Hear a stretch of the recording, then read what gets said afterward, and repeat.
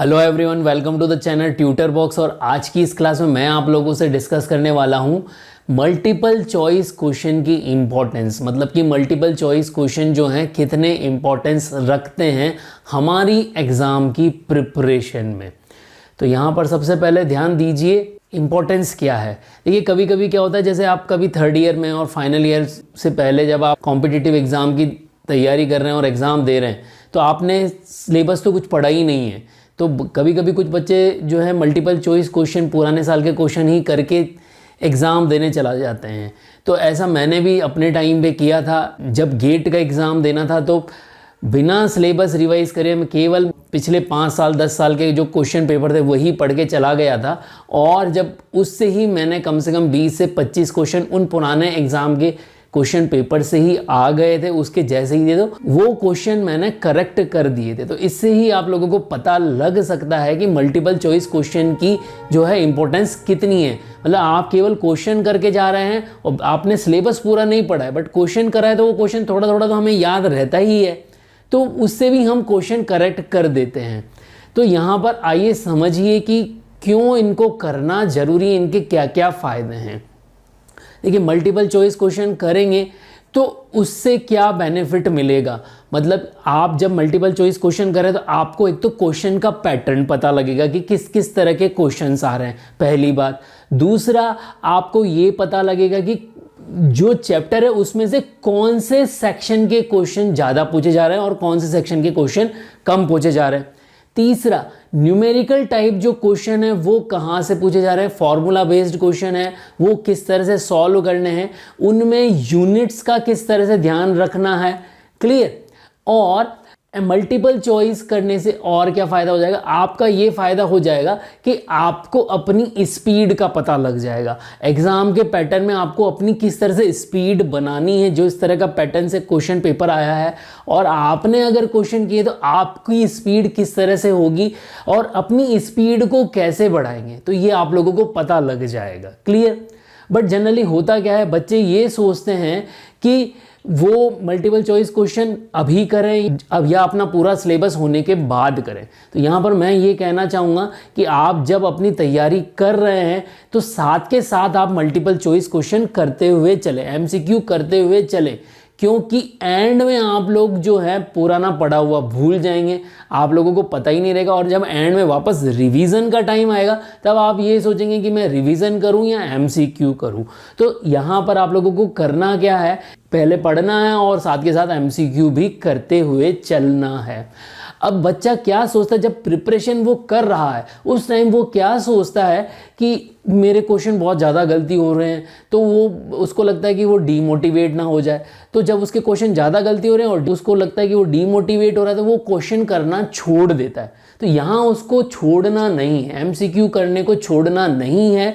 MCQ करेगा तो धीरे धीरे वो प्लस पॉइंट्स की तरफ बढ़ेगा, मतलब धीरे धीरे उसके स्किल्स बढ़ेंगे, वो थोड़े थोड़े क्वेश्चन और राइट करने लगेगा। बट आपको ये लगता है कि आप डिमोटिवेट हो रहे हो, तो इससे डिमोटिवेट होने की जरूरत नहीं, आपको इससे गलतियां पता लग रही हैं और उन गलतियों की आप अपनी डायरी बना लो। तो वो गलतियां जो है, इस तरह के क्वेश्चन में आपने ये गलती करी, उस तरह के क्वेश्चन में आपने वो गलती करी है, तो आपकी अपनी मिस्टेक की डायरी बन जाएगी। तो आप अपनी मिस्टेक को रिपीट नहीं करेंगे, तो इसका बेनिफिट आपको अपने कॉम्पिटिटिव एग्जाम में लगेगा। क्लियर। अब जब लास्ट में आपके पास में दोनों चीज़ें होती, जब आपका सिलेबस भी पूरा हो गया है और आप जो एमसीक्यू की प्रैक्टिस कर रहे हैं, तो बच्चे ये जनरली सोचते हैं कि एमसीक्यू करें या रिवीजन करें।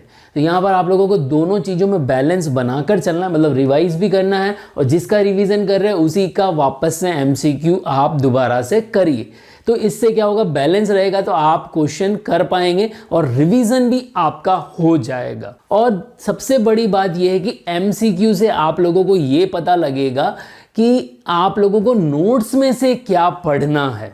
क्लियर। अगर आप लोगों को ये पता लग जाएगा कि मुझे नोट्स में से क्या चीज़ पढ़नी है और क्या चीज़ स्किप करनी है, क्योंकि आप लोगों को इससे पैटर्न पता लग जाएगा और आप लोगों को उस नोट्स में से अपने काम की चीज़ छांटने में मदद मिल जाएगी। बुक्स में से जो आपकी इंपॉर्टेंट चीज़ है, इंपॉर्टेंट टॉपिक्स हैं, वो आप पढ़ोगे।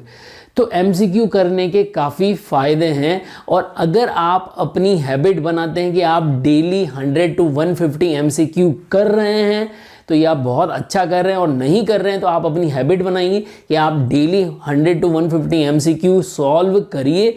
उससे आप लोगों को बहुत सारे फ़ायदे होने वाले हैं कॉम्पिटिटिव एग्जामिनेशन में।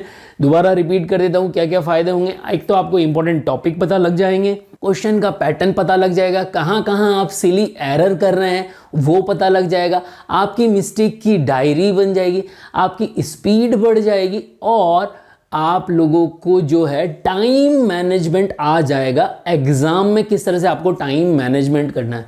और बहुत सारे क्वेश्चन तो पुराने पेपर से या पुराने जो आपके ओल्ड क्वेश्चन पेपर हैं या फिर जो आपकी एस सीरीज़ हैं उनसे ही क्वेश्चन एज इट इज़ आ जाते हैं। तो एज इट इज़ क्वेश्चन आ जाएंगे तो आपका टाइम भी कम लगेगा और आपके क्वेश्चन भी करेक्ट होते जाएंगे। तो ध्यान रखिए, जितने भी टॉपर्स होते हैं वो टॉपर्स या जो टॉप रैंक लाते हैं तो उनकी एमसीक्यू की प्रैक्टिस बहुत होती है, और रेगुलर प्रैक्टिस करते हैं।